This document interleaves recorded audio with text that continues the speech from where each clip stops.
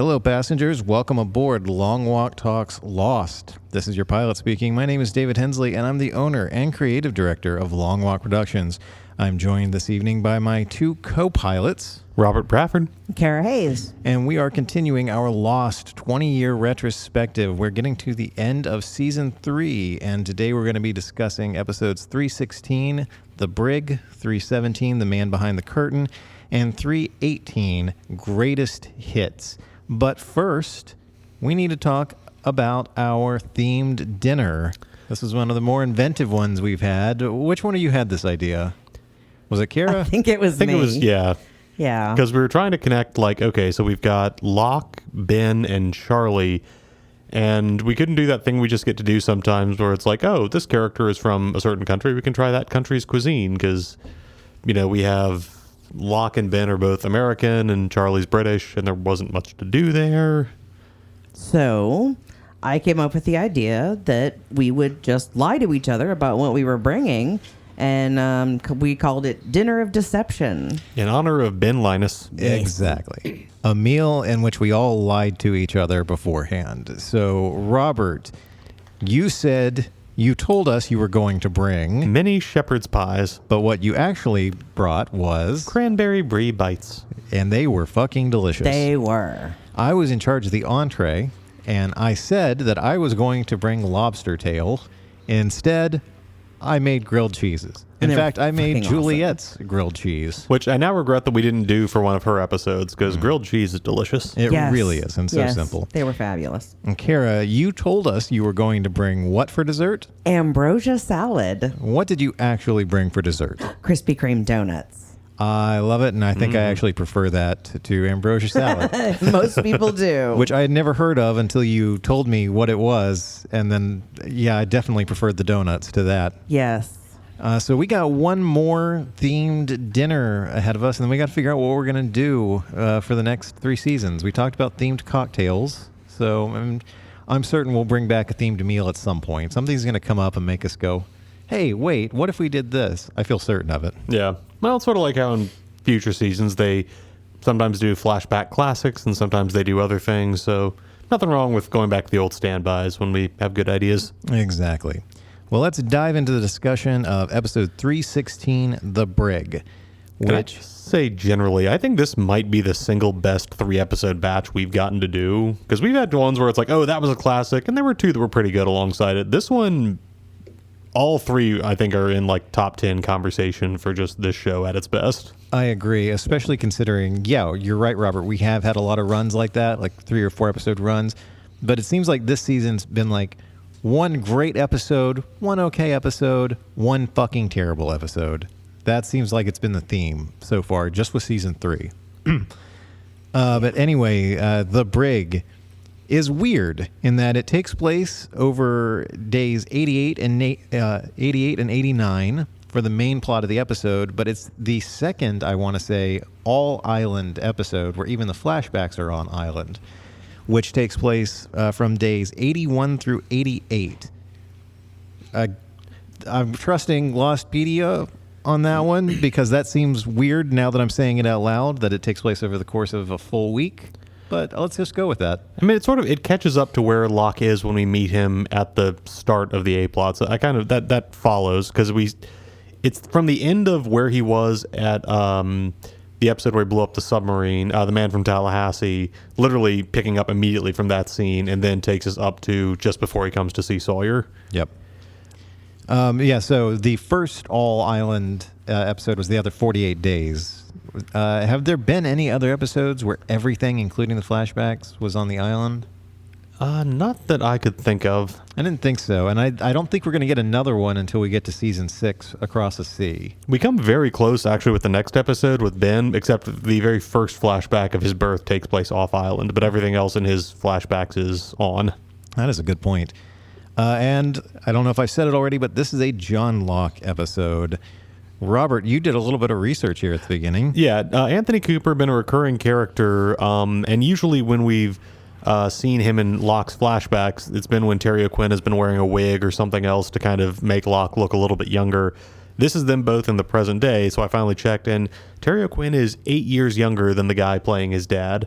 Now, Terry O'Quinn looks good for his age, and Kevin Tighe, who I keep wanting to call Kevin Feige, just because the names are spelled similarly in the last name. But he's got kind of a weathered look to him, and you can buy that Anthony's a younger looking man because he's been a successful con artist.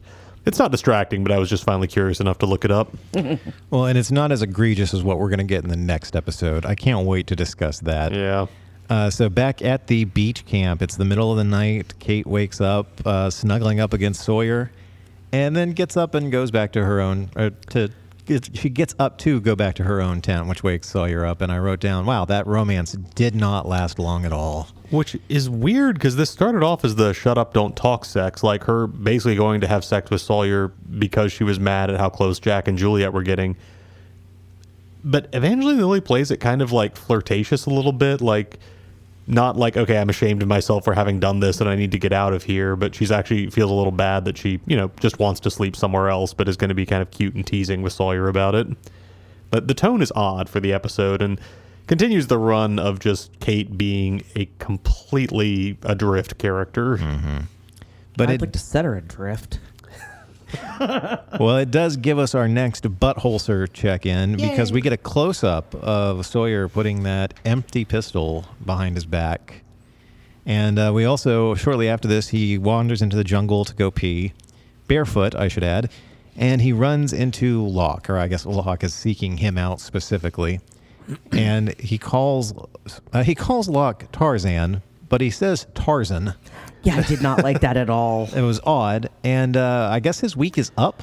That, or because Locke doesn't know about his restriction, he's taking advantage of the fact that he can cheat nickname. Yeah, Very possible.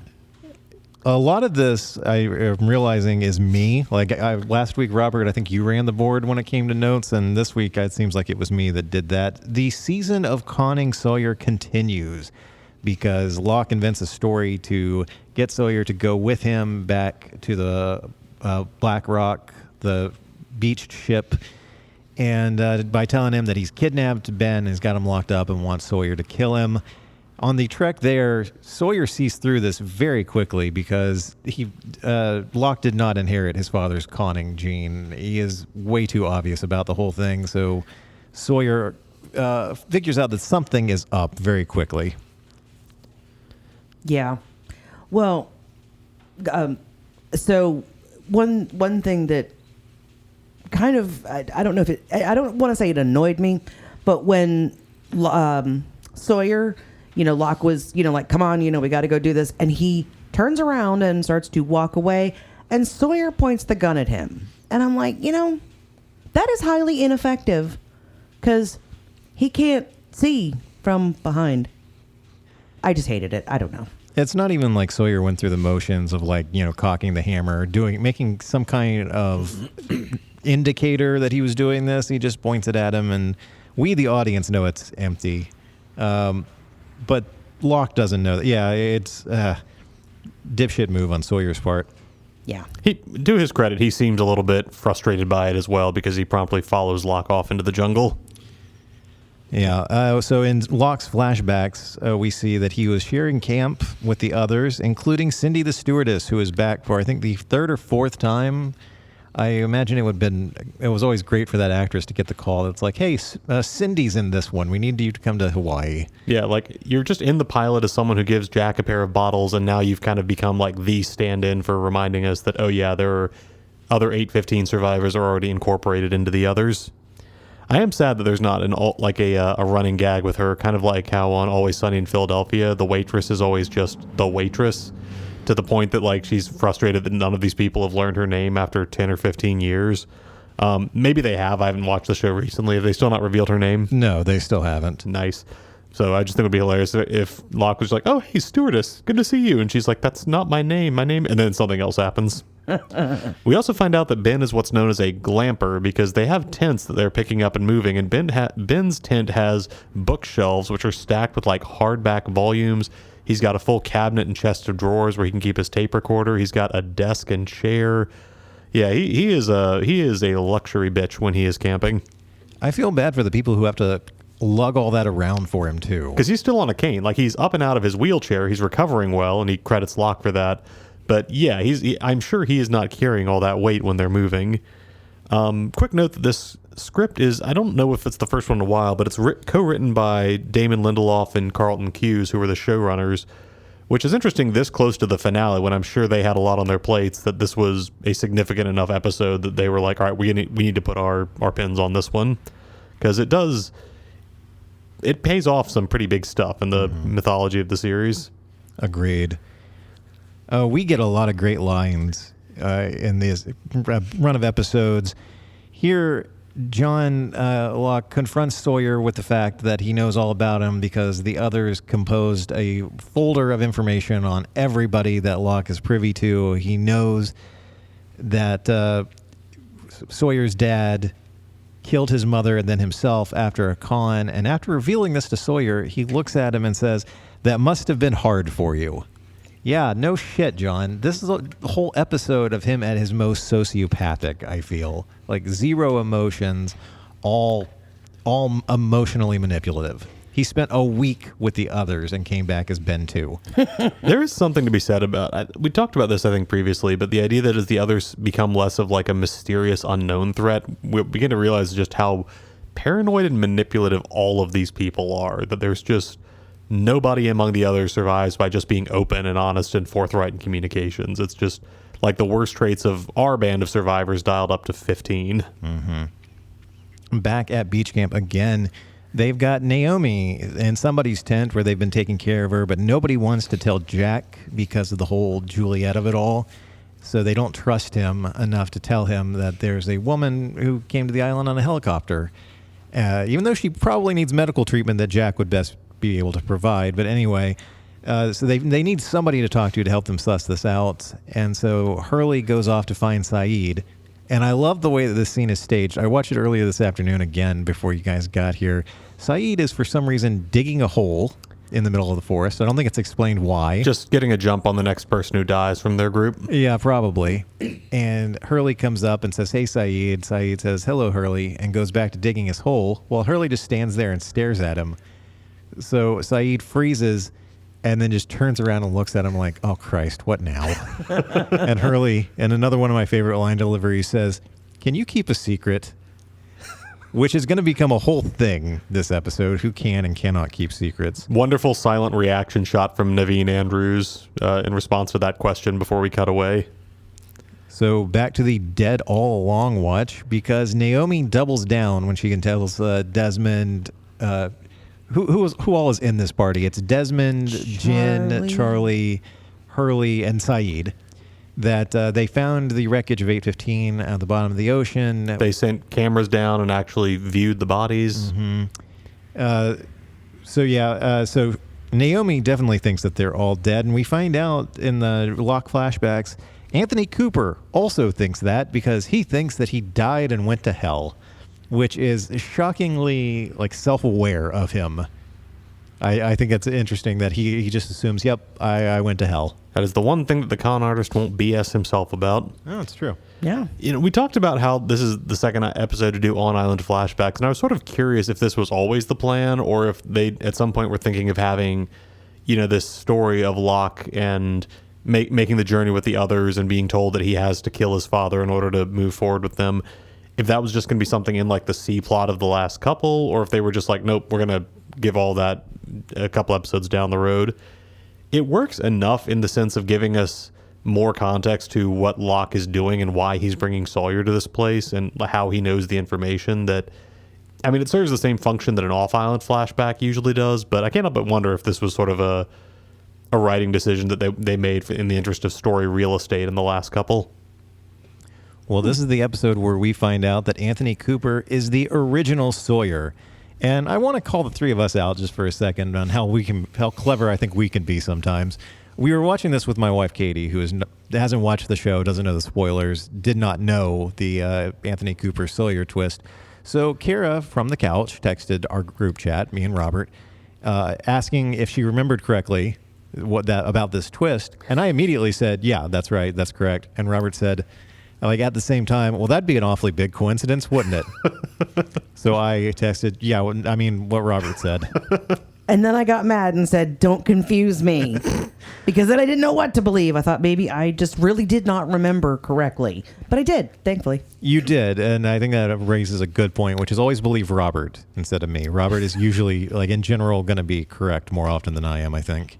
Except he was the one trying to... Yeah, I was obfuscating, so... Oh. Yeah. Well, then believe me instead of Robert. I'm not believing anybody. That's a good point. If I lie, it's in the service of entertainment, usually more people's than just my own. Nice. One of us never lies, but the other one never tells the truth. One of us stabs people who ask tricky questions. Oh. Yes. Anyway, that was a roundabout way to get to original Sawyer nickname check-in watch. Which is a really fun piece of foreshadowing if, for the viewers who have not quite gotten there yet. In the flashback, Ben tries to get Locke to kill his father in front of the entire camp of others, which people are gathered around for. They want to see this spectacle of a man being murdered. But during this time, Anthony Cooper, a.k.a. the original Sawyer, calls Ben Bug-Eye, which is hilarious because he doesn't say bug eyes. It's Bug-Eye singular. And it cuts to Ben looking at him with his eyes bugging out. It's beautiful. It's just, it's fantastic. I have to say, I really thought that Locke would be more eager to kill his dad for as whiny as he has been about that fucking kidney. I kind of thought, given the chance, he'd be like, you motherfucker, and he would just beat him to death or whatever. I think Ben hits the nail on the head when he says you don't want to do this because there's some part of you that's convinced he still has a perfectly good explanation for everything he's done. That's the sad thing about Locke is he's not motivated by revenge. You did this to me and I'll kill you. It's this has to have happened for a reason. I need to understand it. If he kills his father, his own pain is still the same because it's all still like this terrible, awful, senseless thing that happened to him. If his father's alive, then maybe there's some point, some bigger meaning he can find to it. And that's always going to be kind of the strength and the tragedy of John Locke is that he needs everything to fit into some grand, bigger scope. I like that. I was going to say that maybe it's also just, he's not a murderer, so he's a decent guy, except that he does still orchestrate his father's death by the end of this episode. And by the end of the season, he will, in fact, have directly killed someone for what he believes to be the greater good of the island. The greater good. We also, so ultimately, Locke can't bring himself to do it, and Ben goes full Regina George, just like, he's not who we thought he was, everyone. Poor little baby can't stab a tied-up man in the neck. And we get a shot of all the others looking kind of sad, including the two children from 815 who are holding hands with Cindy. Just these kids look so bummed out they don't get to see a man murdered with a knife to his jugular. I mean, I would have been at their age on an island after a plane crash. Listen, they were promised something dystopian, and they didn't get it. Yep. Yep. But then, fuck, Kate shows up again. This was incredible because, once again, like the fact that all of us are so dialed in together watching these episodes, Hurley and Saeed are having a secret conversation about the satellite phone that Naomi brought with her. They're speaking in hushed tones about whether they can get it to work. And you see Kate come out of the jungle, and all three of us were like, oh. Yeah. No. Because unlike Saeed, Kate cannot keep a secret. They swear her to secrecy. Yeah, Naveen Andrews just delivers this line like he is talking to a child who, wants to get dessert before dinner. Kate, if I tell you this, you need to keep it very, very quiet. And we cut away from there, but the next time we see Kate will be almost a record scratch comic beat from this. I almost wish those two moments had been edited back to back because we'll jump ahead a little bit, but later in the episode, it's presumed she immediately goes from that straight to finding Jack and Juliet on the beach and immediately walks up to tell him. It's a complete run to the teacher moment from Kate, which, oh my gosh, the writers just were crapping on her so much in this one. We also, so when they get to the Black Rock, which is where Locke has led Sawyer on the pretense that he's there to confront Ben, but where he's actually got Anthony Cooper. He gets Locke into the brig where Cooper is and then shuts the door behind him. And while Sawyer is trying to bang on the door and get Locke to open it, Rousseau walks up and she only has like a couple of quick lines with Locke, but there's just sort of like, hey, interaction with each other. Just made me wish that we'd gotten more scenes of these two playing off each other. Yeah, and what I wrote down is that she is just immune to Locke's shenanigans at this point. Yeah, no interest in what's going on the other side of that door, who those voices are, any of it. She's there to get her dynamite and get out. Yeah, zero fucks given. And I can't blame her. No. Yeah, she correctly knows that the more involved in this, the worse things are going to go for her.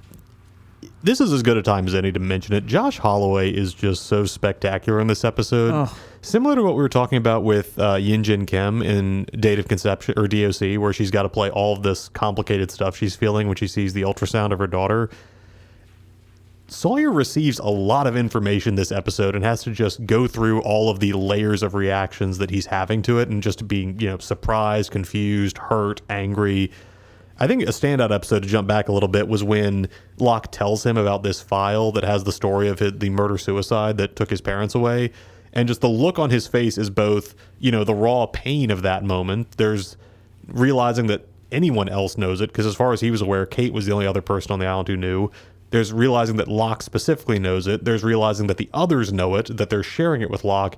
And just kind of this feeling that the worst element of his life is now in a file cabinet that somebody's put in. It's just, and he does this all through because there are so many scenes where he just has to move quickly through all this overwhelming flood. And especially here in this scene with Cooper, it's really incredible work from Holloway. Absolutely. I think it probably is the best episode for him so far. Yeah, they do eventually start talking about, their connection to John Locke, and Cooper refers to him as, I think, my dead son, which is confusing and mentions offhandedly that he pushed him out of a window. And so that's how Sawyer comes to understand what Cooper thinks about where they are. Yeah. As he puts it, little hot for heaven, isn't it? This has got another one of my favorite lines where Cooper says to Sawyer, regarding Locke, I conned him into giving me one of his kidneys. He never got over it. Which is a horrible thing to say, but also the understatement of the entire fucking show. Conning Locke out of his kidney indirectly led to everything that has happened to this moment. Yeah, he was so close to self-realization.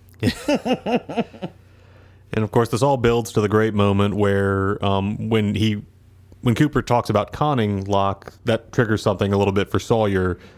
And when he asks what Cooper's name is, Cooper gives him a list of aliases, including Tom Sawyer being one that he used.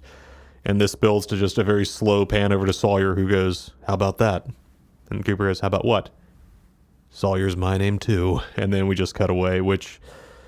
Oh man, such a great way to build up to the final reveal of this big connection between Locke and Sawyer, which they'd foreshadowed plenty, but still if you don't see it coming, it's such a great wham of a line delivery. Yeah, absolutely. And I noted, because I can't remember shit. How do the others know all of this? So where do these files come from? Is that something I'll find out later? So in the flashback to the day of the crash, Ben and Juliet go to the Flame and they ask Mikhail to start composing files on all of the survivors. So you can, whatever the other equivalent of Google in 2004 was, we see that they have a satellite uplink good enough to get a live feed from America to a magical island in the middle of nowhere. So presumably that's how they can find out, Jack's a doctor and his father is a disgraced surgeon, and Kate was a felon on the run, captured by the marshals.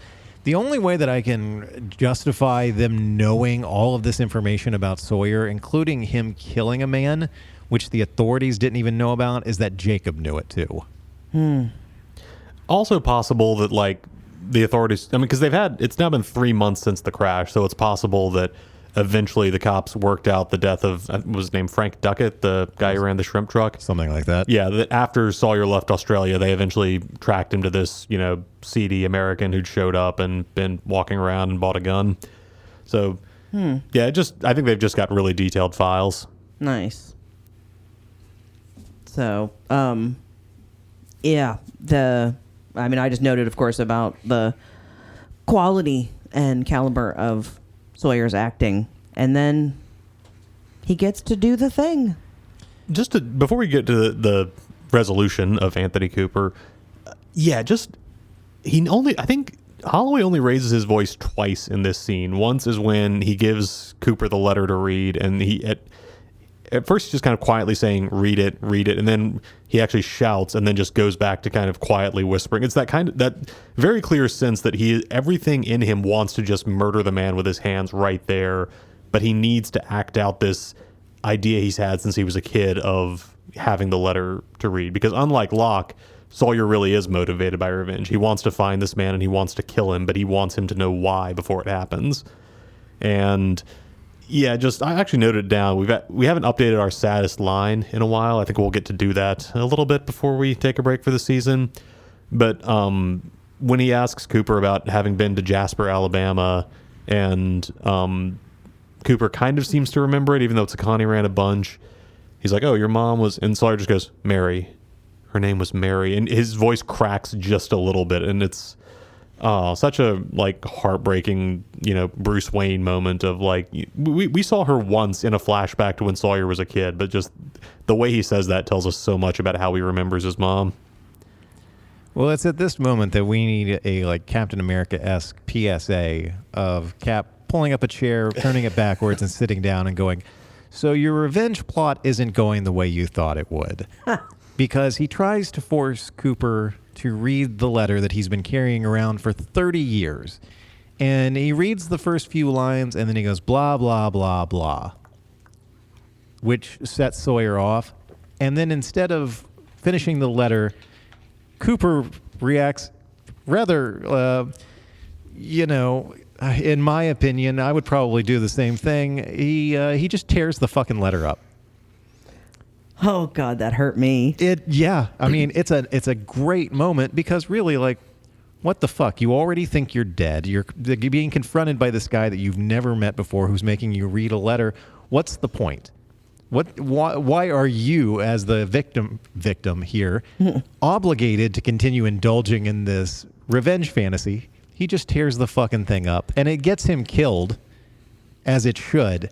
But it is heart-wrenching to watch Sawyer's entire plan that he's had for 30 years go up in flames. The editing is very nice because we go from a close-up of his hands tearing the letter back to Sawyer's eyes, first widening when he sees it happen, and then sort of flicking up and just going very cold as he makes the decision to do what he's about to do. And he strangles the living hell out of Anthony Cooper with the chains in the ship's brig. And I just can't help noting this is not dissimilar to the way that Cooper's son is also going to go out down the road. Mm-hmm. Cara? Oh, no. That's another one. Yeah, no. So just R.I.P. Anthony Cooper. Oh, sorry, no, that one's you. Yeah, no, I kind of just glossed over it. Yeah. R.I.P. Anthony Cooper. Yeah, rest in piss. You had it coming. Yeah. So just calling back to what we talked about earlier, wow, Kate, because this is when she just walks right up to Jack to tell him everything, because the most important thing is that people don't trust Jack right now. Mm. It is. I think, we all made a note about just essentially to the effect of, oh, come on, Kate. Yeah. Yeah. Well, my favorite thing about this is as Kate is trying to plead with Jack, Juliet keeps telling Jack, we should just tell her. And so Kate gets to be on the other side of this secret-keeping favoritism nonsense that she has been part of so many times previous to this. So now somebody else has a secret to keep from her. Because fuck you, Kate. And Yes. just the way that Elizabeth Mitchell and Matthew Fox are trading glances and just doing a lot with subtle head shakes and just tones, just a reminder of, oh yeah, these two actually have good chemistry together. And, wow, again, another thing that kind of isolates Kate in comparison. Well, moving on to episode 317, The Man Behind the Curtain, which is days 89 through 90. So a full 3 months have passed that they have been on this island. And it is our very first Ben Linus episode, where we go from his birth all the way up until present day. Something I'd missed, or I should have realized because they allude to it, but every flashback in the that we see in this episode takes place on his birthday, whether it's the literal day of his birth or the birthday when he came to the island or years after that. Just sort of tying his life through, how he got to the island and where he came there. This is something I noticed on rewatch. Richard comes in because it's also Ben's birthday in the present, and Richard talks to him in the tin, and Ben mentions it's his birthday, and then looks up and goes, "You do remember birthdays, don't you, Richard?" Kind of pointedly, which at the time it's kind of easy to let that pass, but this is, of course, the episode where we do find out something about Richard that makes that line really jump out. Mm-hmm. I don't remember which of us coined this term. It might have been Katie, but in the present day, Locke goes back to the others' camp holding his father's dead body that he's wrapped up, and one of us called it his dad sack. So I had to write down John Locke and his dad sack, which I'm now saying out loud, realizes like something completely different. But this is more along the lines of like Santa's sack, except instead of presents for children, it's the dead body of his father. Which could be presents for, those creepy children that came on the plane. So he goes into Ben's tent and kind of confronts him because Ben's whole thing was, you're not ready to move forward with this until you kill your father. And now that, as far as Locke lets everyone believe, he has done this, he wants Ben to start telling him, and Ben tries to do the obfuscation of, well, it's a long story, John. It's not that simple. And Locke, because credit to where the writers are in this season, just immediately brushes that aside and is like, no, you need to tell me what's going on, or you need to take me to someone who can. Like, it's really nice to have characters actually start to push for answers instead of just listening to vague dodges and illusions and just kind of be like, oh, well, okay, that's weird, but all right. So it's just a sign of how confident the writers are about where they're bringing this season in and what's going to be happening going forward. Well, we get 2 guest stars in this episode. One that's great, one that is not so much. Like Robert said, we see Ben through the years from the day he is born and his mother dies. So we get guest star John Grease as his father, Roger, a.k.a. Roger Workman. Anybody who's currently watching The White Lotus on HBO will recognize John Grease as Greg. It's difficult because obviously this is almost 20 years later. He looks a lot different now. But I looked him up and went, oh, holy shit. And I had to point it out to Katie because we're currently watching that show. We also get 90s and early aughts character actor Doug Hutchison. I think he was Victor Toombs on The X-Files. He was the douchey guard in The Green Mile. Unfortunately, his successful work as a character actor has been kind of overshadowed by his decision in the late aughts to marry a 15-year-old country music performer when Hutchison was, I think, 52 or 53. Yeah, they got married in one of those states where it's legal to do that if the parents consent, but and then they made a reality TV show about it. And for all that you can say that's wrong with American society, I am happy that most of the country's reaction was, that's gross, and you're gross for doing that. And that basically ended his career right there.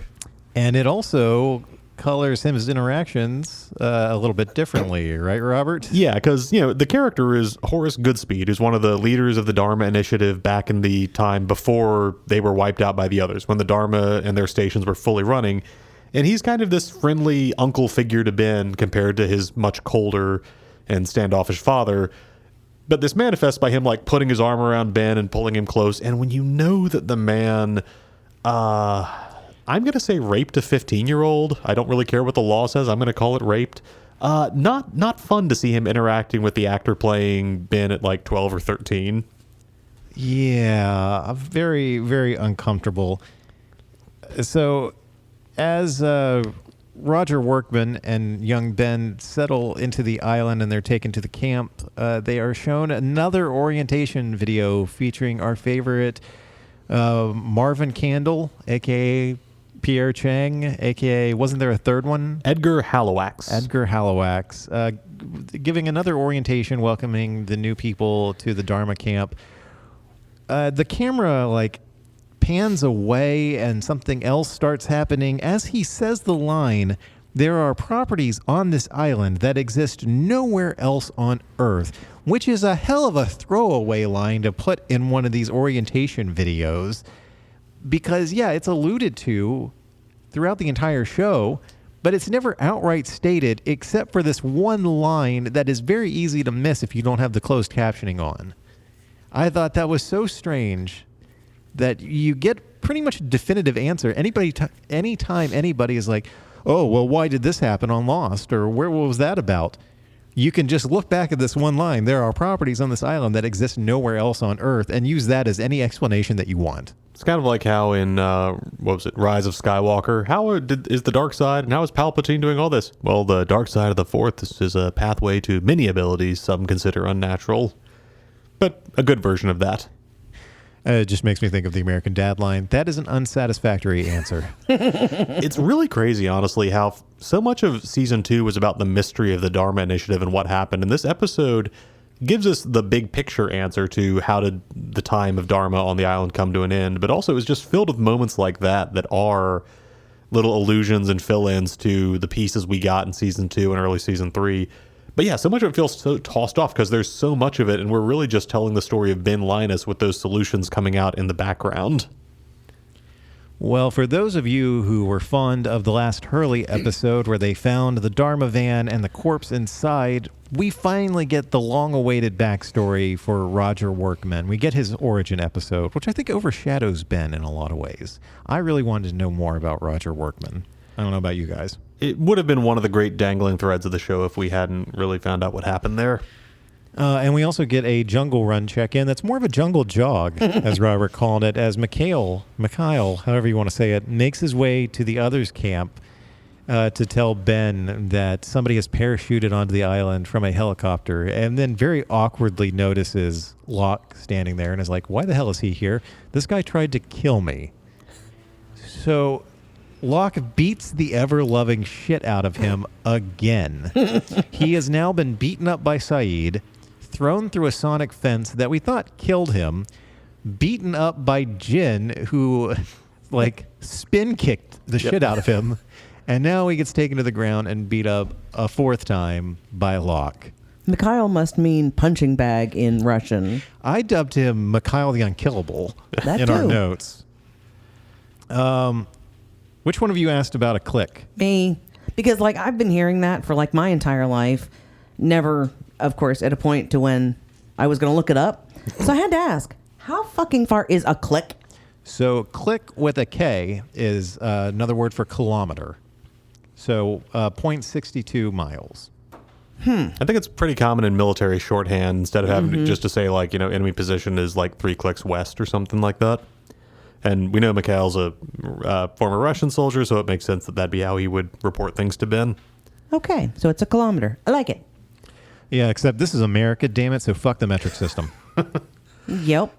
Back in the camp, at the end of the last episode, Locke gave Sawyer the tape recorder with his instructions to Juliet, so Sawyer could go back with proof of Juliet as a spy. And the survivors are gathered around, deciding what to do with it. I'm trying to remember if this is a separate conversation or at some point Kate comes up to Saeed and you can tell Saeed is just done with her after he asked her to keep it quiet and she immediately ran to Jack. So just the list of characters who clearly just do not want anything more to do with her. Poor Kate. But it's also her and the writer's fault. Quick interjection. I realized when I was saying it out loud at the beginning of the episode that I didn't think I had updated the episode numbers. I said last week's numbers. It's actually episodes 19, 20, and 21 that we watched, not 16, 17, and 18. So I just want to throw that out there real quick. If anybody heard that and was like, wait a minute. Anyway, continue. Back in Ben's flashbacks, we see him interacting with a young girl that I dubbed Lil Island Annie because she introduced herself as Annie, and she's just basically the only friend that young Ben Linus has because... we kind of skipped over it, but Ben's mother dies in childbirth, and his father very openly resents him for that. So this little girl is the only positive presence in his life. And I was trying to remember because I was like, do we see her as an adult? Do we find out what happened to her? I was like, she must have died or something. We never see her again after this episode. Apparently that was intended to be something bigger for Ben's story in the greater mythology, and the writers just never got back to it.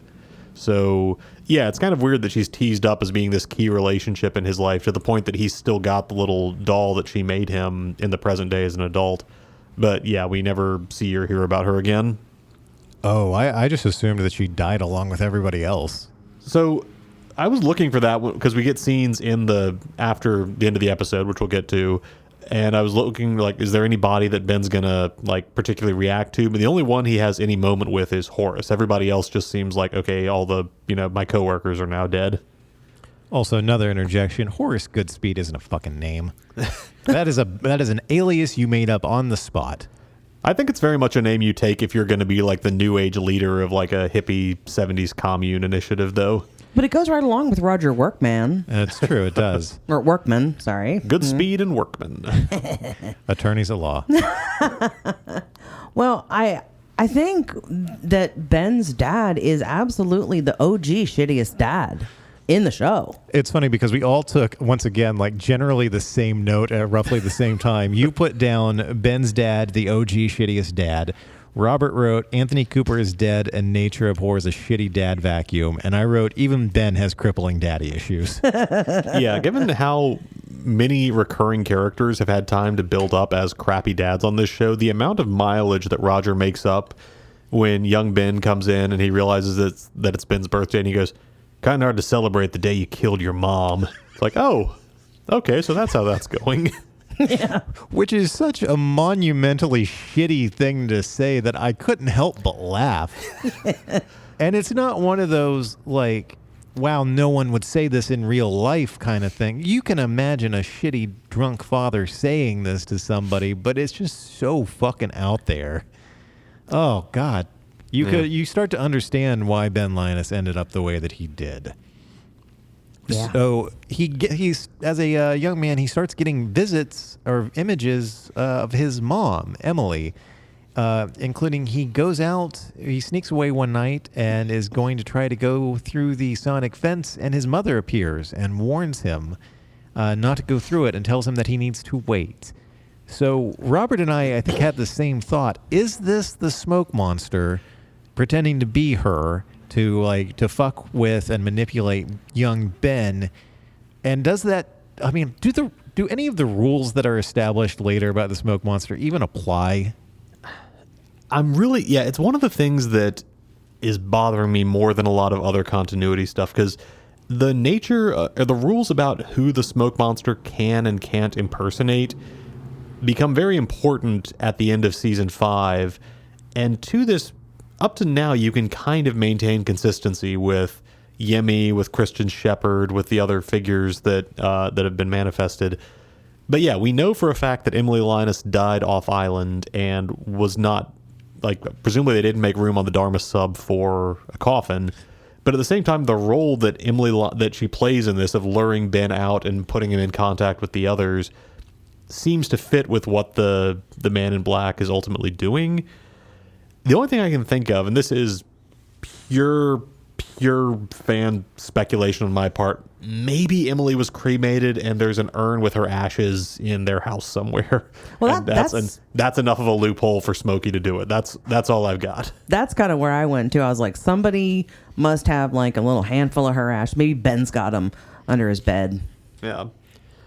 We should have gotten a scene of Roger Workman drunkenly monologuing to the urn. That would have clarified this a lot. Yeah, really cleared that up for audiences for the next 2 decades. Well, here's the beginning of where we start talking about fun with casting in this episode. Emily Linus is played by Michael Emerson's real-life wife. So she is playing the mother of her husband's character. That's got to be weird. Yeah, if there is any show that needs its meta casting to be the most Freudian thing ever, it's Lost. And apparently Carrie Preston, I have not seen a lot of her work, but she's had a pretty good career as a film and TV actress. Like, this is not just some random bit player who happens to be married. It's like she's had a really good TV run. Yeah, I remember her from True Blood. Yeah, she's on True Blood. I think she was on The Good Wife. She's on, I think, Elspeth is the show now. Yeah, okay. I have no idea. Something that I don't think we talked about earlier in the season, but Ben has a pet rabbit, a white rabbit that he uses when he's deactivating the fence and going across it for the first time. He sends the rabbit through first just to make sure the fence is inactive. And I don't know if it's the same rabbit or just something that Ben likes rabbits, because we used one to con Sawyer earlier on by sedating it but pretending it died of a heart attack, which is kind of what you get when you're the pet of Ben Linus. But yeah, white rabbit. So big symbolism for Alice in Wonderland. And I don't think that had occurred to me when we were watching it with Sawyer. But as you know, it's literally leading Ben into this, place beyond the perimeter and the civilization of the Dharma Initiative, into the wild forest of the unknown. It's like, okay, I see what you're doing there. And the episode is titled Man Behind the Curtain. So Wizard of Oz is kind of our main, book assignment for the week. But yeah, nice sneaking of the Alice in Wonderland in there as well. Yeah. Would you call it going down a rabbit hole? Well, no, because the rabbit doesn't go in a hole. It goes back in the messenger bag. We do also, so when Ben goes into the jungle, he meets someone. He meets Richard. And right away you notice Richard, though he's wearing kind of the wilderness other clothes and has longer hair, but he is very clearly the same age as he is in the present day. So this is our confirmation that Richard is much, much older than he looks, and possibly older than any other living character we've seen on the island so far. Also, we just talked about the rules for the Man in Black and how far the writers had any of this planned out.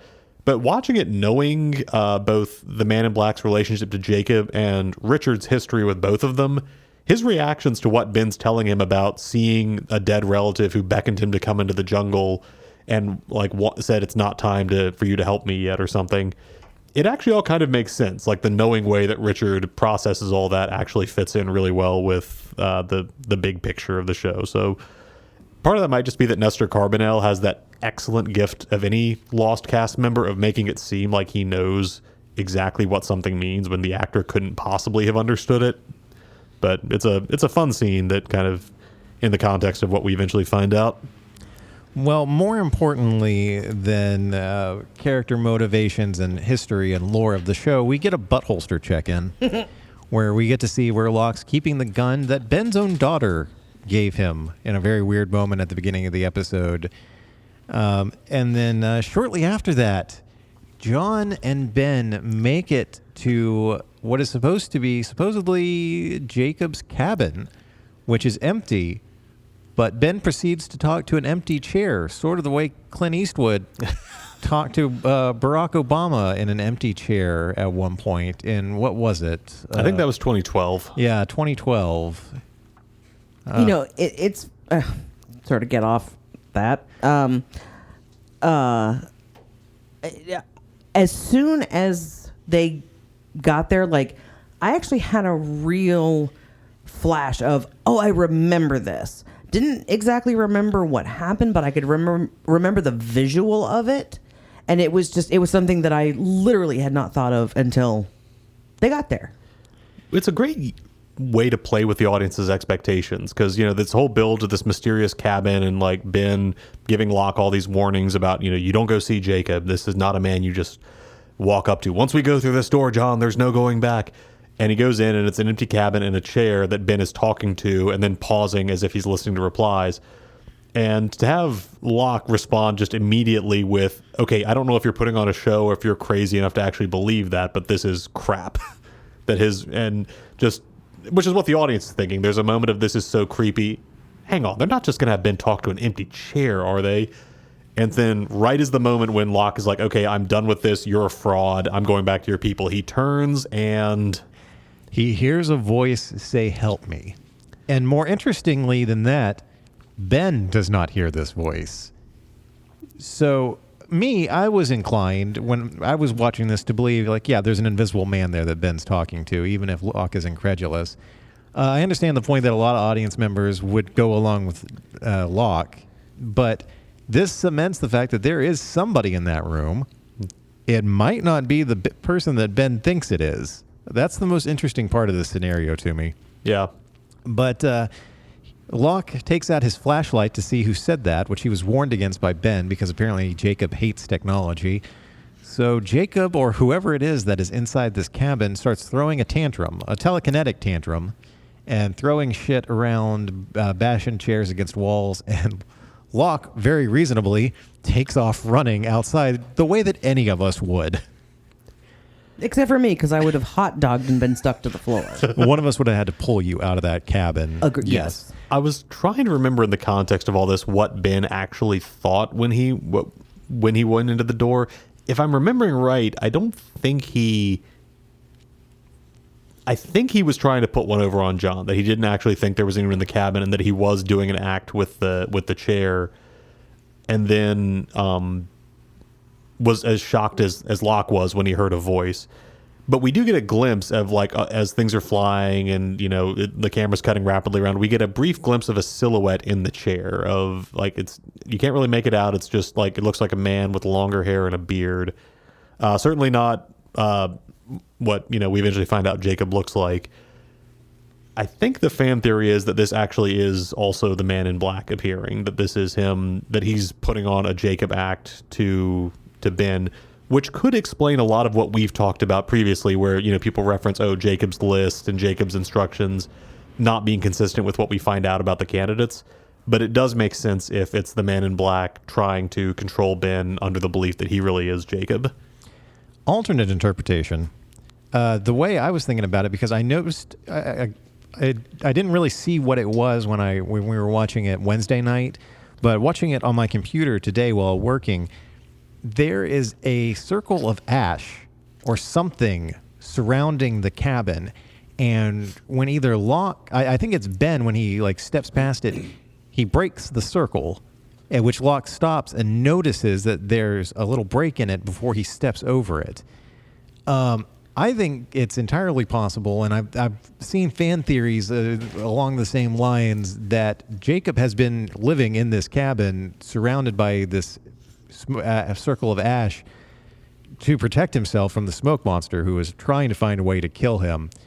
We later find out that he abandons the cabin to go live beneath the statue. Spoiler alerts for season 5. So I think it's possible he's just been sitting there holed up in this cabin for so long that when he finally abandons it, he gets himself a shave and a haircut. Also possible. We know that he can leave the island at will. It's not out of the realm of possibility for him to be like, you know what? They're dealing with their own shit right now. I'm going to go. I got this one spot in Cleveland that I really like. They've been taking care of me. It's a father-son operation. They're great. You guys do your own thing. Anyway, that was my interpretation of what happened there. All right. So let's dive into this. The final flashback of Ben's episode. Yes. So we see young adult Ben. How old do we think he's supposed to be? I'm guessing he's supposed to be around 20. So yeah, this episode takes place in 1992, I think, according to Lostpedia. So it's about 12 years before the plane crash. And so I guess Ben could be in his mid to late 30s at this point. Okay, that's slightly better than what I was thinking. I was under the impression that he was supposed to have been like 20-ish, but at the time of filming, Michael Emerson was 53 years old, and they try to play this off by giving him one of the patented younger-looking wigs that they love to give characters, to give him a kind of boyish haircut. The makeup department did nothing about the wrinkles in his eyes and forehead and cheeks, which are the dead giveaway. And then when he gets into the van with his father, they've aged up John Greaves, but I decided to Google it. Michael Emerson is 3 years older than John Greaves. So he is playing his younger self against a father, an actor playing his father that is younger than him. And the last thing that I noted about this was, in retrospect, Hurley desecrated Ben's dad's corpse. And I think Ben would have been here for it. He would have, but it's just a funny thing to realize. We talked a lot about how dark the ending of Expose was, but I think taking the fun of the episode Trisha Tanaka is dead and sort of the dark but still kind of lighthearted comedy of them moving Roger's corpse out so they could road trip with the van, and then revealing actually this was like the culmination of Ben's, you know, all of his hatred for his father and the world that he had to grow up in. Just, you know, that he murdered his father and left his corpse to rot here. Yeah, it's a heck of a thing to turn on as a reveal from that episode a little while back. Well, Ben reveals that he has fully gone to the dark side by going out in the work truck or work van with his father, and during their conversation, taking out a gas mask and putting it on in full view of his father, who just seems confused at first, and then does nothing to stop Ben from pulling out a grenade, pulling the pin on it, and gassing him with it. There's no struggle, no resistance, not even a, hey, maybe don't do that. Well, he had been drinking. He had been, yeah. Still, I drink. If somebody put on a gas mask in front of me and pulled out a smoke grenade and, smoke started coming out of it, I think I'd have something to say. Maybe, but, at the same, maybe he was just so stunned by what Ben was doing. He was just, staring in disbelief, like, what are you doing, you weirdo? The idea that his son could do anything, could ever bite back, I think is just well outside of his comprehension at this point. Yeah. Good point. It's actually almost sad because he's still a crappy father to the end, but he does almost seem like when he finds out it's Ben's birthday, he's like, oh, I'll just go somewhere and have a few beers. And when Ben asks if he still blames him for his mother's death, Roger just goes, yeah, what do I know? Which isn't good, but is like him moving away from the open resentment. So it's like, maybe another 50 years they might have had a pretty healthy relationship. Nope, gassed to death. Just like all of the other Dharma Initiative people over at the Dharma camp. Which is a brutal scene for network television, is just Ben walking through people, lying on the ground with, running hoses and I think, just papers scattered around, baskets. It's a haunting moment. And presumably one of those corpses is Little Island Annie. But from the other side of the village comes Richard Alpert leading the rest of the others wearing a gas mask, which I thought was awfully nice of him to do that in solidarity with the other others, because as we find out much later, Richard can't die, which I don't think, maybe they hadn't established that at this point, if the writers hadn't. But yeah, no reason for you to be wearing a gas mask, Richard. He's a lead by example kind of guy. There we go. Smart. I did have a question. Where did the others come from? Where, do we ever know? So we know that Richard was on the Black Rock when it was swept inland. Uh-huh. The rest of them, no idea. It can be assumed that there were probably at some point natives to the island. I think it's just that there are always people finding their way there, whether on ships, planes, boats, anything like that. And many of them die, but some of them just get folded into Jacob's following, and so I don't think there's any original group of people that were just always there, as much as a group that incorporates new members, maybe sometimes just one or two, sometimes as many as a couple dozen from the groups that make their way to the island. Mm-hmm. Because, Rousseau and her crew crash landed there. Mm-hmm. Yeah. So, we've already seen, Cindy the stewardess and the kids are already otherized. So it's that's kind of presumably the normal process, that they take people that they think are good candidates for other membership. And as we find out much later, Jacob is actively looking for a replacement and presumably has never found a satisfactory one until our Losties arrive. So, yeah, it's possible that he's just been can you replace me finally, please? No? Okay. All right, so we're going to move on to episode 321, Greatest Hits, which takes place on day 90 and is a Charlie episode, and Cara's already pouting. This is the saddest episode of the show so far. Yeah. There have been episodes where very sad things happened, but I don't think we've ever had an episode that is just so built around what it means to let go of life and make your peace with death. Well, right off the bat, the episode opens with a jungle run of Carl running to the beach and getting on his little raft, dinghy, whatever you want to call it, and taking off. And I went ahead and lumped them together later. We get a flashback of Alex doing her own jungle run to go and tell him to go off on this mission to make it to the other side of the island to inform the Losties of what's about to happen. We open after that, we open kind of the episode proper with Jack leading everybody out to a place where he's going to talk about his grand plan for the others. But one of the things he mentions is that Juliet's mission is to tell the others which of, to use his words, our women are pregnant, which is the same thing that Locke told Sawyer. Juliet's supposed to find out which of our women are pregnant. Just weird phrasing, Jack. You can just say which women. You can just say which women in our group are pregnant, or just who is pregnant. You can just... Nope, our women. This is a communal island, as we found out from the Dharma Initiative and their weird, gross, hippie ways. I wrote down, it was nice of Jack to bring all of the remaining named characters with him to this rendezvous with Rousseau. All of the non-named characters, all of the extras are back on the beach, presumably much more comfortable now that all the idiots and crazy people are off on another mission. I can imagine waking up in the morning when they've gone off. Like if you're one of the other people who crash landed with them, getting up in the morning, realizing that Jack and Sawyer and Saeed and everyone's not there, it's being like, oh, thank Christ, we can all have a good morning. And then you hear an explosion way off in the distance, and you're like, oh, Christ, they're up to something now. That's main group stuff. Don't worry about it. Jack's plan is to lure the others who are coming to take our women into the tents that Juliet marked, and as he puts it, blow them all to hell.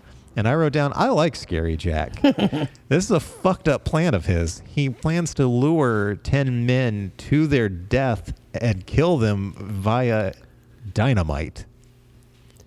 It's that same tone of, I just wanted you to know how you're going to die, when it's just that he's made his plan, and like a surgeon, he is going to execute it. Jack's gone to a dark place, and I'm here for it. The flashbacks of this episode are...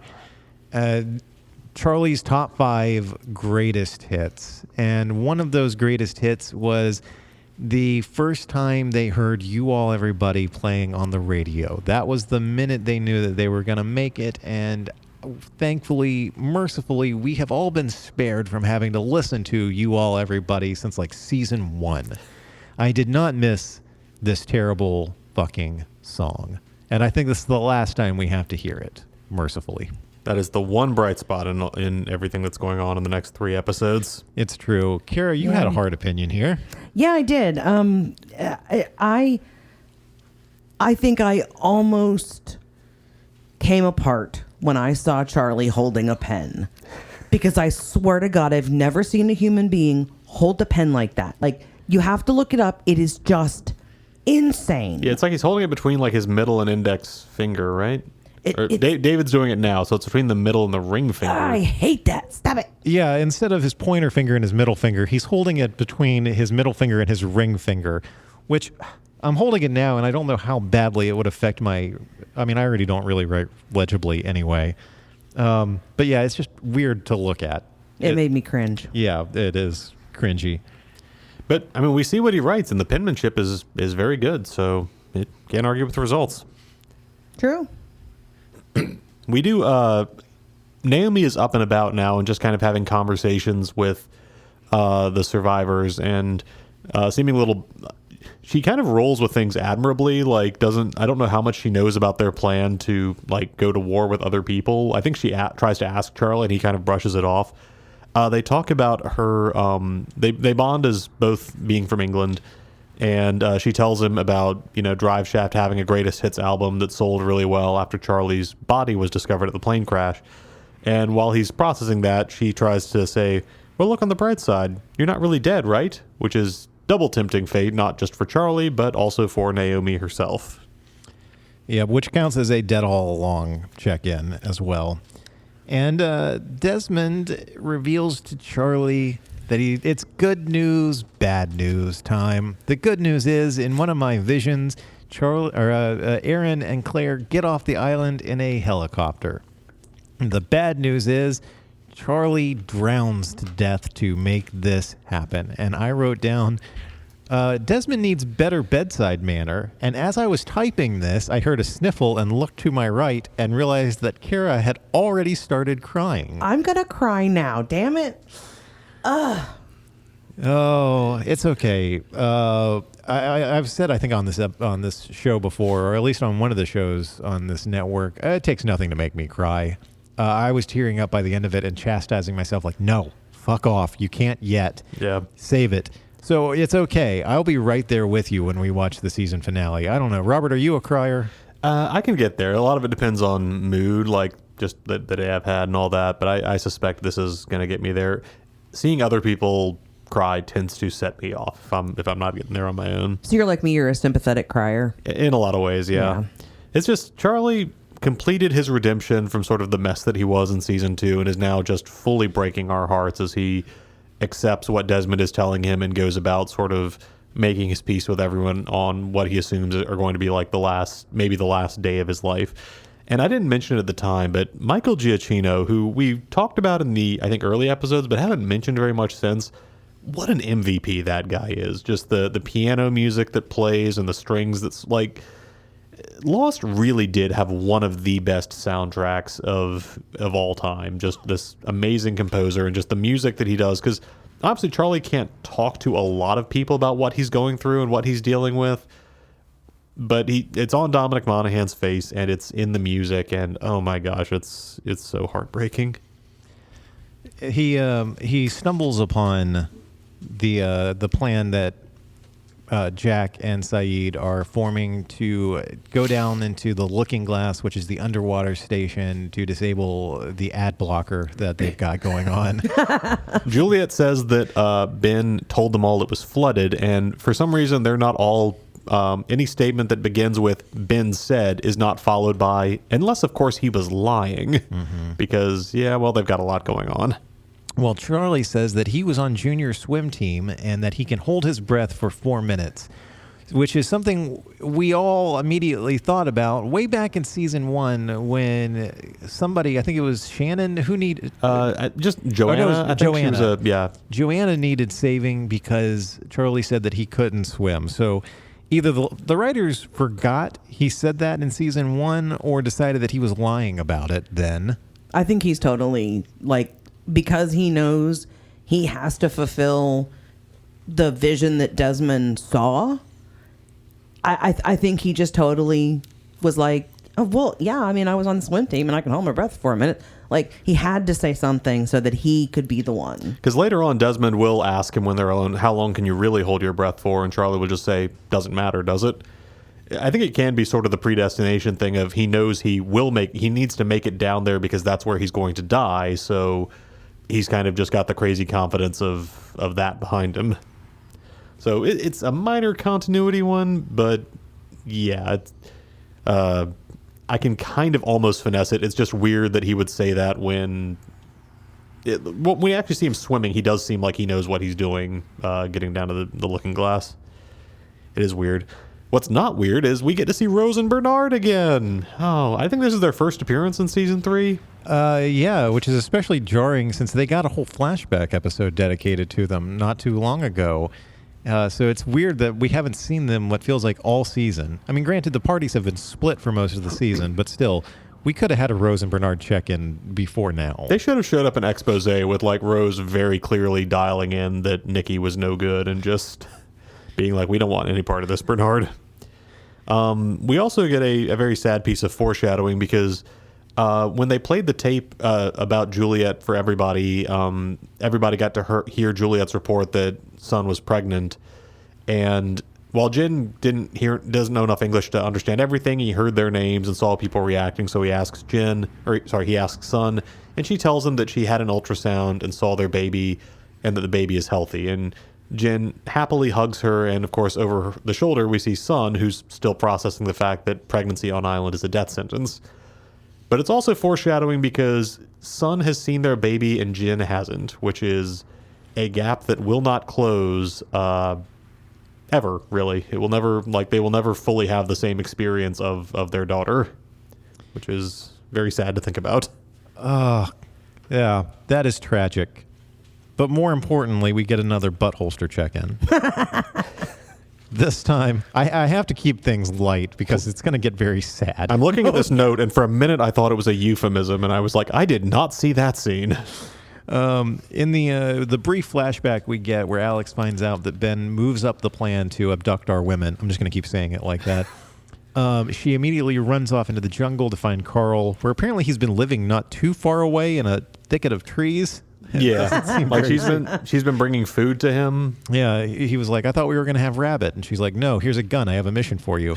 So we actually get to see the transference of the gun from one butt holster to another as Alex takes it from behind her back and gives it to Carl, who puts it behind his. This is also the same gun. We didn't even talk about it. Ben shoots Locke at the end of the last episode, shoots him and leaves him for dead in the ditch where the corpses of the Dharma Initiative are, with the gun that Alex gave Locke earlier. So that gun has now passed back into Alex's hands, over to Carl, and he's taking it with him to the beach. I'm trying to remember if it ends up in some like really ironic way, like if Ben gets shot with it or something. That is not the same gun that Locke was shot with. Locke is reaching for it when Ben produces his own gun and shoots Locke, and Locke drops the pistol. See, I was trying to remember, because Locke is drawing a knife when he stands and turns to face Ben, so I assumed Ben had lifted it off him when Locke's back was turned, because when he comes back to camp, he gives the gun to Alex and says, here's your gun back. It could be a different one, but my assumption was that he had just stolen it when Locke was distracted. Okay, so I'd have to watch more closely. I thought that was the gun in his hand that he dropped as he was standing up and turning around. I could be wrong. I need to watch it again. Anyway. Yeah. How do we skip over Locke getting shot? I don't know. That happens sometimes just by the nature of how our discussions work. Sometimes like something huge will have happened in the episode and we'll be like, anyway, so somebody put a gun in their butt. So one of my absolute favorite lines, once again, when Carl gets to the beach, he's talking to everybody about how the others have moved up their plans. They're coming tonight. As he shouts, they're coming right now. And no one wants to believe him, so he tries to sell out Juliet by being like, I'm a traitor, she's a traitor, she's been giving information back to Ben. And Juliet just goes, they know, Carl, but thanks. It's the most like, appreciate it, you're nice, buddy. Now, this is never going to be a political podcast, and I won't bring that into this, but we watched this episode Wednesday night. Thursday afternoon, Elon Musk tweeted that Donald Trump is on the Epstein list. And as soon as I read it, I heard Juliet going, they know, Elon, but thanks. She just continues to be the best. I like her. I'm liking her a lot as we go along. Unlike Carl, who really doesn't get respect for anybody. Like his girlfriend kind of just like gives him a quick kiss and then sends him off on this, dangerous mission, and all the like information he's risking his life to give is mostly stuff they already know. Just no respect on that guy. We do get him. He draws the gun that we were talking about earlier because they talk about needing firepower to deal with the others. And Hurley, in one of those moments that reminds us that he's still just basically a normal guy, freaks out when this guy draws a gun and kind of points it in people's direction. Just a great whoa moment. While everybody else is just like, oh, a gun, excellent. Yeah. But yeah, that's how a normal person reacts when a loaded gun is produced out of nowhere and brandished. Yep. The important thing about this episode overall is that Charlie decides to embrace his fate rather than trying to fight it like they did in the last episode where they were actively trying to avoid him dying in the jungle. Charlie, and so much of the show is about Locke, embracing his fate, thinking he's special and that they're on the island for a reason, versus Jack, who is a man of science and wants to get them off of the island and rescued. So much of this show is about fate versus free will, and this episode is all about, as Robert said, Charlie dealing with his mortality and his impending death. And so I think it's very interesting that Charlie very quickly just says, okay, this is what has to happen. We're going to do this, and it's going to happen. And we get a series of flashbacks that just, I think, use the flashback structure in a really neat way. Because the flashbacks have always, sometimes for better, sometimes for worse, tied into what's happening on the island. But I think this is the first time they've made it clear, like, yes, this is a character choosing to call back these memories, that Charlie is choosing to think about the first time he heard, Drive Shaft on the radio, the first time his dad taught him to swim, and then the night that his brother gave him the ring that he's been wearing this whole time with a DS on it. And just a quick note that Charlie's reluctant to take it from his brother because it's a family heirloom, and Liam, as the eldest, should have it. But the meta text is that, of course, Dominic Monaghan knows you should be very careful when someone offers you a special ring. Love it. Also kind of a sad, ironic scene because Liam's reason for giving it to him is that he figures he's going to be dead by the time he's 30, and Charlie is the one who's going to get married, have kids, and have a successful life. And of course, we know Liam will get out of music, will get cleaned up, get a nice pair of glasses and a sweater, and, settle down to a happy father life in Australia. And Charlie won't. Yeah. He ultimately ends up leaving the ring in Aaron's crib, and in a heartbreaking shot, Claire doesn't notice it, so when she takes Aaron and they're all going off to get away from the beach before the others arrive, we see the ring just sitting there. She and Charlie say their goodbyes, although Charlie doesn't tell her that he expects to be dead very shortly. He did tell Claire that Desmond was having those visions, and while the script doesn't allude to it, I think Emily de Ravin and Monahan both play it as just sort of the weight of their words when she's giving Charlie kind of a meaningful looks when he tells her, I'll be gone for a little while, don't worry about me. So it's a case where I understand it. The writers had a lot to cover in this episode, so another scene of him explaining everything to her probably would have slowed it down. But I'm glad that the actors got to put that element in there. They also get to share what I think is their first kiss, right? I don't think they had kissed prior to this episode. They held hands, which was the indicator that she had forgiven him in the episode where they buried Nikki and Paolo, rest in peace. One love. It might be, yeah. I think this is their first, last, and only kiss. Oh. I just made myself sad. I feel certain. I watched this episode a few years after it aired in 2009. In 2009.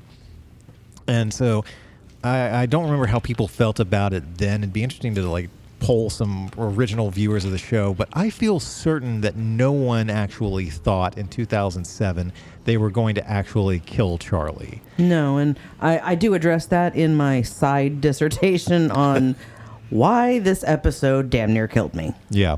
There had been, we've been without an actual main character death for a while now. Once again, aside from Nikki and Paolo.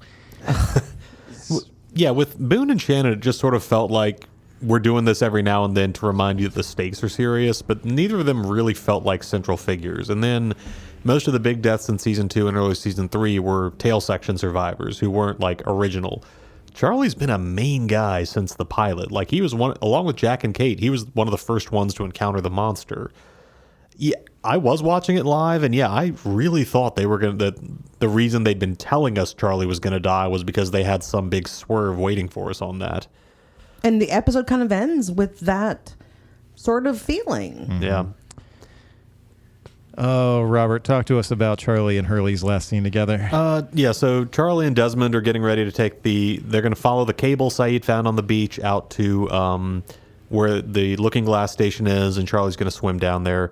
And Hurley comes up because he wants to go with them. He says he's sick of trekking through the jungle and explosions. And Charlie, his reason is actually not without merit. He tells Hurley that he can't come with him because he's too big and he won't fit in the boat. And it sounds mean, but it's really not a very large boat. 2 people is already kind of crowding it.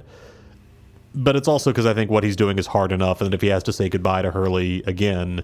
So I can't, again, Lord of the Rings is just on my mind with this, but it is sort of a Frodo and Sam at the, before Frodo goes to the Grey Havens moment, just you can't come with me. And while he phrases it as in kind of a mean, you can't come with us way, he does take time to hug Hurley and say, I love you, man, before going. So, Heart-wrenching. And you had the note before about one of Charlie's memories, which is another character connection. Oh, that's right.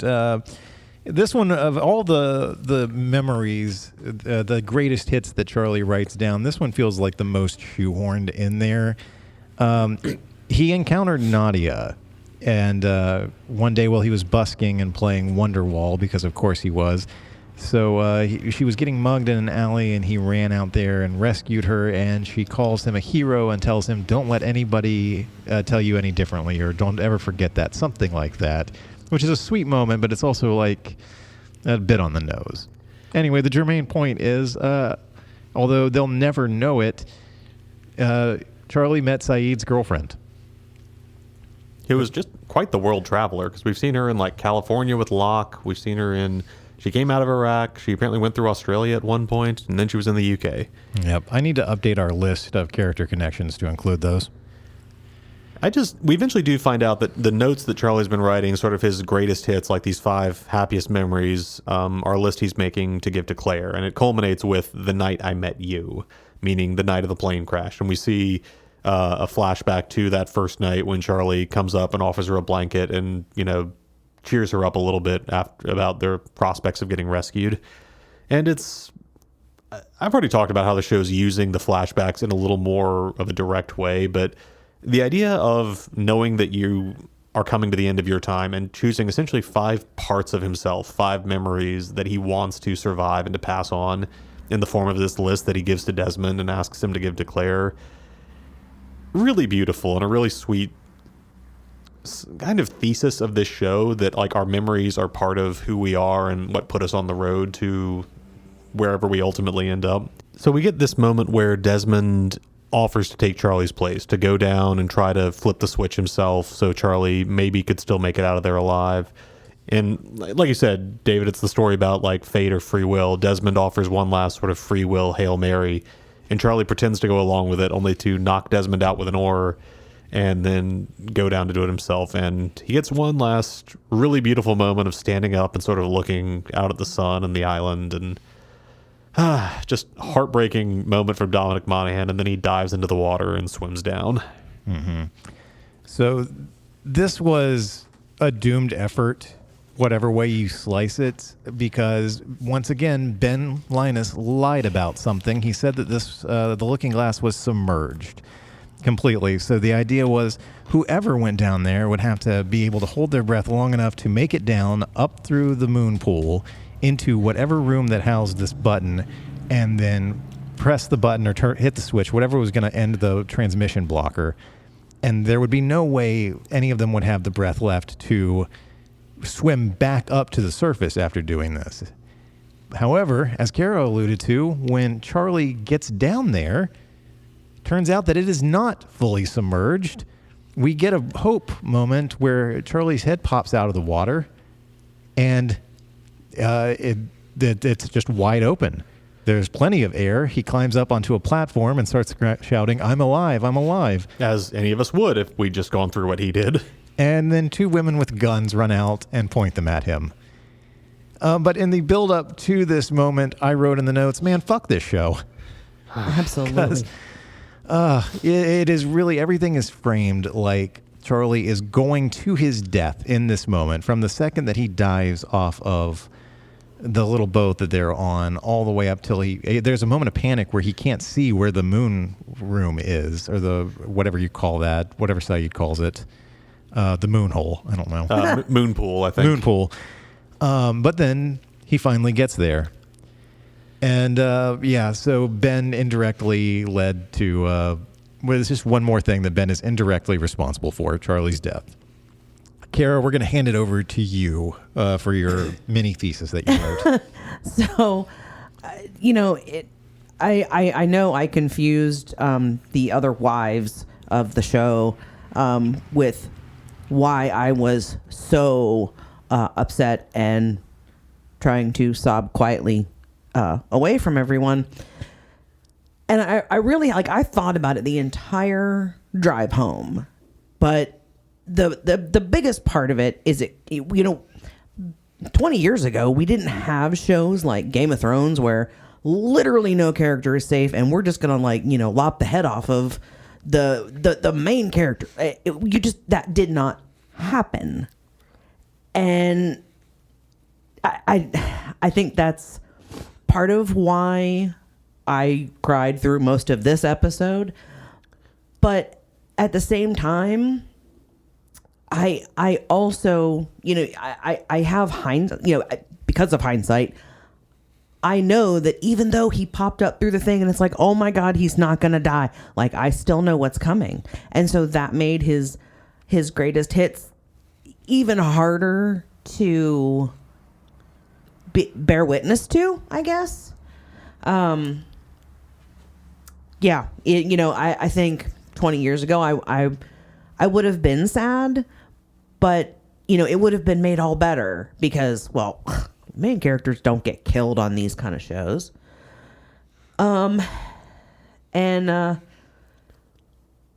yeah, that's pretty much the gist of what I wrote down. It's an expert move on the writer's part because, like Cara said, our wives didn't understand. I don't know if Gina's had a chance to watch it We yet. watched it later, and she had the same reaction Katie did. Yeah, when the episode ended and we were all pretty upset, Katie was like, I don't get it. Why is everyone so upset? Charlie lived. And I was like, oh, spoiler alert, but just give it some time. It's the perfect fake out. Because you think God. On so clearly many they're levels. Yeah, they're not going to kill off a main character. Oh my God, they're killing off a main character. No, he's going to be saved at the 0 hour because Ben lied and it's not flooded. And even like over the next 2 episodes, I think, if I remember correctly, there are plenty of fake outs where it's like, oh no, this is where he dies. No, he's okay. Oh, but here's where he's going to die. No, he's okay. And the last one, well, it's the last one that gets him, but And Appropriately, gets us. it's an unkillable man who finally gets him. Mm-hmm. But Christ. you mentioned Game of Thrones, and it's just there are so many shows these days that do have that kind of anyone could die. Like you'll blink and then your favorite character just got beheaded or got shot in the head, and you don't see as much of what Lost does here, which is really. And it's not the last time they'll do this. They'll tell you a character has this fate coming, and then explore what does that mean for them. What would you do if you had time to try to change that, or to just to set us on that long road to actually seeing the character meet their end. The show really is one of a kind. Yeah. Well, we are recording this on Saturday, June 7th, which is also when I'm going to release it. And we're getting together tomorrow, Sunday the 8th, to watch the 2-part season finale, which I think is called Through the Looking Glass. Yeah, parts 1 and 2. So, around this time, a little later than this, tomorrow night, we're all going to be gearing up to be sad as fuck. And then we'll get together later this week to watch it, and then we'll have our post-season wrap-up episode where we talk about it as a whole, and then our Lost actor adjacent movie, which we've thrown around a couple of ideas about. So we got 3 more episodes left before our hiatus in July, which I'm sure we're all looking forward to because we've been watching this show consistently for 9 months now. Wow. Yeah, that's wild to think about. Because it was 11 months ago, it was last July that the two of you came to me with this idea. So almost a full year that we've been talking about this. God, do you remember back when we actually had to try to convince you this was a good idea? I can't believe I said no initially. I'm glad we didn't give up, Robert. I was doing my kind of, I want to seem casual, like I'm not super invested in this idea already, so it'll be totally cool if we don't, but I really want to do this. And we'll talk about that more. We've talked about it in the introductory episode, but I'm sure it'll come up again. In the meantime, Robert, social media or a thing that you're enjoying right now? have I mentioned this before? I'm playing Ghost of Tsushima on PS4. Just really fun, kind of open world, sort of Red Dead Redemption style game set in feudal Japan where you're playing a samurai. It's simultaneously a rousing action adventure game, but also weirdly peaceful because of the art design, the music. So it's been a very soothing game to play when you're not chopping through people with a katana. Nice. Cara, what about you? I'm listening to Pet Sematary. Yeah, we watched that movie last night, and wow, that was bad. New one or the 1984. Yeah, I think forget. It was 84. Yeah, it was rough. Well, I'm still torturing myself with social media, so if you want to follow me online, the best place to do that is on Instagram at DBHensley. If you want to keep up with Long Walk Productions, you can visit us online at longwalk.us. To see more of our original work or hear past episodes that are no longer streaming, you can follow the YouTube links in the show notes. Thank you very much for listening, and if you enjoy this show or any of the shows on the Long Walk Podcast Network, there are so many of them now, please make sure to leave us a rating and a review on whatever platform you're listening on. They know, David, but thanks.